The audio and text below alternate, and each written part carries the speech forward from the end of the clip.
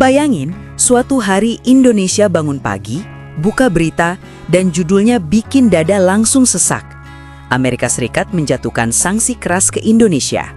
Kapal induk mereka mondar-mandir di perairan sekitar, lalu tekanan politik dan ekonomi datang bertubi-tubi, mirip seperti yang dialami Venezuela bertahun-tahun.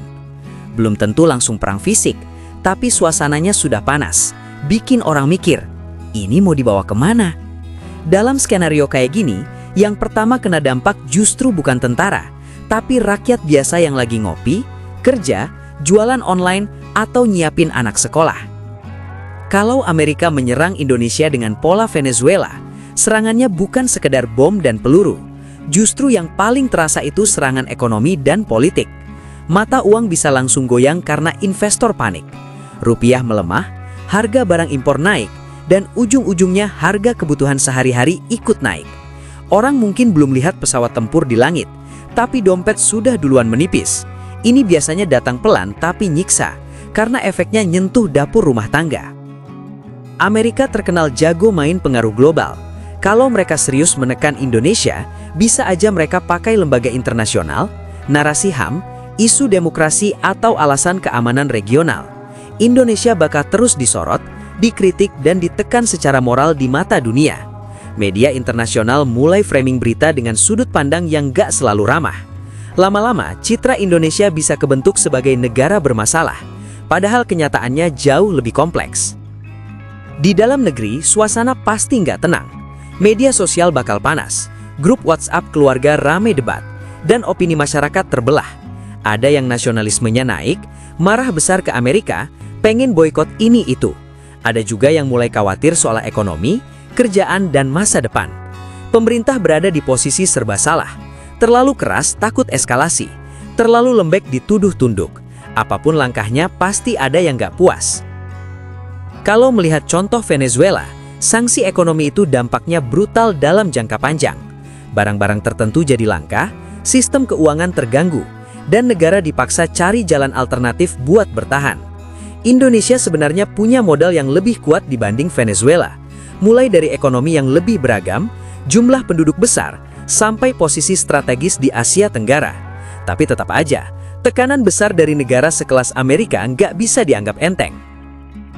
Indonesia mungkin akan mulai mendekat ke negara-negara yang juga punya hubungan kurang harmonis dengan Amerika.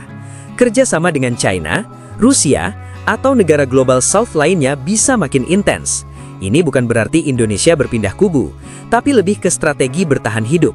Dunia internasional itu keras, dan dalam kondisi tertekan, negara manapun akan cari teman yang mau bantu, atau minimal nggak ikut-ikutan menekan. Di level rakyat, perubahan bakal terasa dalam gaya hidup. Barang impor tertentu jadi mahal, orang mulai cari produk lokal. Ironisnya, di tengah tekanan justru bisa muncul kebangkitan industri dalam negeri. UMKM bisa dapat momentum karena masyarakat mau nggak mau beli produk lokal. Tapi tentu ini proses yang nggak instan dan nggak selalu mulus. Banyak juga bisnis yang tumbang sebelum sempat beradaptasi. Tekanan dari luar juga sering bikin politik dalam negeri makin panas. Oposisi bisa pakai situasi ini buat nyerang pemerintah, sementara pendukung pemerintah minta persatuan nasional. Kata kedaulatan dan intervensi asing bakal sering banget muncul. Kadang niatnya baik, tapi kadang juga dimanfaatkan buat kepentingan politik jangka pendek. Rakyat lagi-lagi ada di posisi bingung. Mana kritik yang tulus, mana yang sekedar manuver politik. Kalau sampai eskalasi militer terjadi, walaupun kecil, dampak psikologisnya besar. Investor makin takut, pariwisata anjlok, dan rasa aman masyarakat terganggu. Padahal Indonesia selama ini dikenal relatif stabil. Sekali citra itu retak, butuh waktu lama buat dibangun lagi. Dunia internasional biasanya sensitif sama kata konflik, meskipun skalanya belum besar. Tapi di sisi lain, skenario seperti ini juga bisa jadi momen refleksi nasional. Indonesia dipaksa mikir ulang soal kemandirian ekonomi, ketahanan pangan, energi, dan teknologi. Selama ini mungkin terlalu nyaman bergantung pada sistem global yang dikendalikan negara-negara besar. Saat ditekan, baru kelihatan mana yang rapuh, mana yang bisa diperkuat. Dalam sejarah, banyak negara justru menemukan jati dirinya saat berada di bawah tekanan. Amerika sendiri kalau benar-benar melakukan langkah seperti ke Venezuela terhadap Indonesia, juga nggak lepas dari konsekuensi. Indonesia bukan negara kecil tanpa pengaruh. Posisi geopolitik, pasar besar, dan peran di ASEAN bikin Indonesia punya kartu tawar. Dunia nggak hitam putih. Banyak negara lain akan mikir dua kali buat ikut-ikutan menekan karena kepentingan mereka juga terhubung dengan Indonesia. Pada akhirnya, kalau skenario ini terjadi, hidup gak langsung kiamat, tapi jelas berubah. Lebih mahal, lebih tegang, lebih banyak debat, tapi juga mungkin lebih sadar soal pentingnya berdiri di kaki sendiri.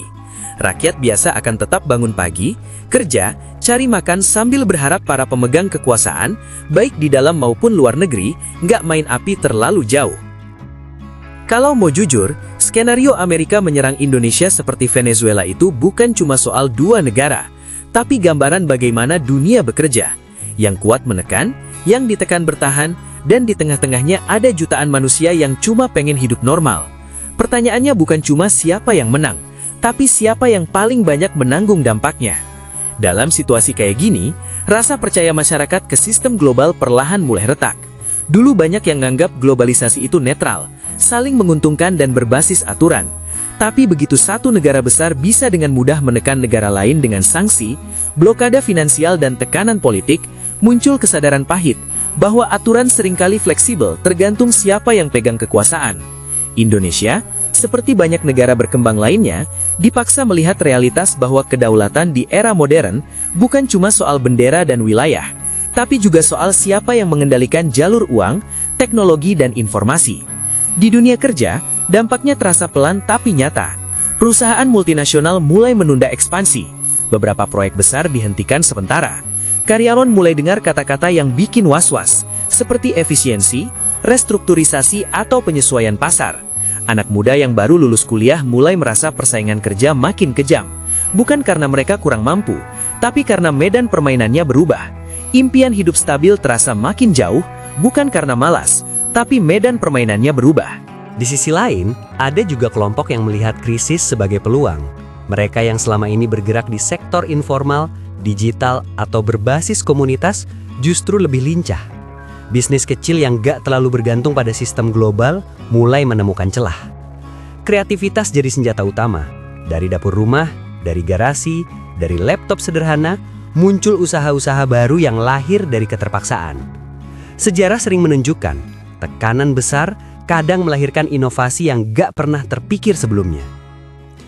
Narasi nasionalisme pun berevolusi, bukan lagi sekedar teriak cinta tanah air, tapi mulai masuk ke pertanyaan praktis. Sejauh mana kita bisa memenuhi kebutuhan sendiri? Seberapa kuat ketahanan mental kita sebagai masyarakat? Nasionalisme yang matang bukan cuma marah keluar, tapi juga jujur ke dalam. Mengakui kelemahan, memperbaiki sistem, dan berhenti bergantung pada asumsi bahwa dunia akan selalu baik-baik saja. Media memegang peran besar dalam membentuk suasana. Cara berita disampaikan bisa menenangkan atau justru memanaskan. Dalam kondisi sensitif, satu judul provokatif bisa memicu kepanikan, sementara satu narasi yang terlalu optimis bisa dianggap menutup-nutupi. Kepercayaan publik ke media diuji, orang mulai lebih kritis, tapi juga lebih mudah terjebak echo chamber. Informasi benar dan salah bercampur, dan membedakannya butuh energi mental yang gak sedikit. Di ranah budaya, tekanan eksternal sering memunculkan kembali identitas lokal. Musik, film, sastra, dan seni visual jadi medium pelarian sekaligus perlawanan simbolik. Cerita tentang kemandirian, perjuangan, dan ironi kekuasaan global mulai sering muncul. Bukan dalam bentuk propaganda kaku, tapi dalam ekspresi yang lebih personal dan manusiawi. Seni jadi cara untuk berkata, kami masih di sini, kami masih berpikir, kami masih merasa. Hubungan Indonesia dengan Amerika sendiri dalam skenario ini jadi kompleks, gak sesederhana musuh versus kawan. Di satu sisi ada kemarahan dan kekecewaan. Di sisi lain, masih ada hubungan ekonomi, pendidikan, dan sosial yang gak bisa diputus begitu saja. Banyak orang Indonesia belajar, bekerja, dan hidup di sana. Banyak pula perusahaan dan institusi yang sudah lama terhubung. Konflik antar negara jarang hitam putih, dan rakyat biasa sering terjebak di area abu-abu itu. Kalau tekanan berlangsung bertahun-tahun, perubahan pola pikir akan makin dalam. Generasi yang tumbuh di masa ini akan membawa ingatan kolektif tentang bagaimana rasanya ditekan oleh kekuatan besar. Ini bisa membentuk sikap yang lebih hati-hati terhadap janji-janji global, tapi juga bisa menumbuhkan sikap sinis kalau tidak diimbangi harapan. Disinilah peran kepemimpinan nasional jadi krusial, bukan cuma pintar secara strategi, tapi juga mampu menjaga harapan tetap hidup tanpa menjual ilusi. Pada titik tertentu, dunia internasional juga akan lelah dengan konflik yang berkepanjangan. Tekanan ekonomi global, perubahan politik di negara besar, dan dinamika kekuatan baru bisa mengubah arah. Sanksi yang dulu keras bisa dilonggarkan, negosiasi mulai dibuka, dan bahasa diplomasi kembali dipakai. Tapi, Indonesia yang keluar dari fase ini bukan Indonesia yang sama seperti sebelumnya. Ada luka, ada pelajaran, ada kewaspadaan baru. Yang paling penting, skenario ini mengingatkan bahwa negara bukan entitas abstrak. Negara adalah kumpulan manusia dengan cerita, ketakutan, dan harapan masing-masing. Saat Amerika menekan Indonesia, yang merasakan bukan cuma pejabat di gedung tinggi, tapi juga ibu rumah tangga yang ngitung belanja, pekerja yang takut kehilangan kerja, dan anak muda yang bertanya-tanya apakah masa depan masih ramah buat mereka. Mungkin inilah inti dari semua analisis panjang ini. Serangan ala Venezuela ke Indonesia jika benar terjadi, bukan cuma soal geopolitik, tapi soal kemanusiaan. Tentang bagaimana kekuasaan global berdampak ke kehidupan sehari-hari. Tentang bagaimana bangsa diuji bukan saat menang, tapi saat ditekan. Dan tentang bagaimana di tengah semua itu, hidup tetap berjalan dengan segala luka, adaptasi, dan harapan yang tersisa. Akhirnya, semua gambaran panjang tentang tekanan, sanksi, dan ketegangan ini seharusnya cukup berhenti sebagai bahan renungan, bukan kenyataan. Dunia sudah terlalu lelah dengan konflik, dan rakyat dimanapun termasuk di Indonesia dan Amerika pada dasarnya menginginkan hal yang sama. Hidup tenang, aman, dan punya masa depan yang layak. Harapannya akal sehat selalu menang sebelum ego kekuasaan, dan dialog selalu dipilih sebelum tekanan. Semoga hubungan antar negara tetap berjalan di jalur diplomasi, saling menghormati kedaulatan, dan menyadari bahwa setiap keputusan politik besar selalu punya dampak nyata bagi manusia biasa. Semoga semua skenario ini tidak pernah terjadi, dan Indonesia bisa terus melangkah maju tanpa harus belajar dari luka yang seharusnya tak perlu ada.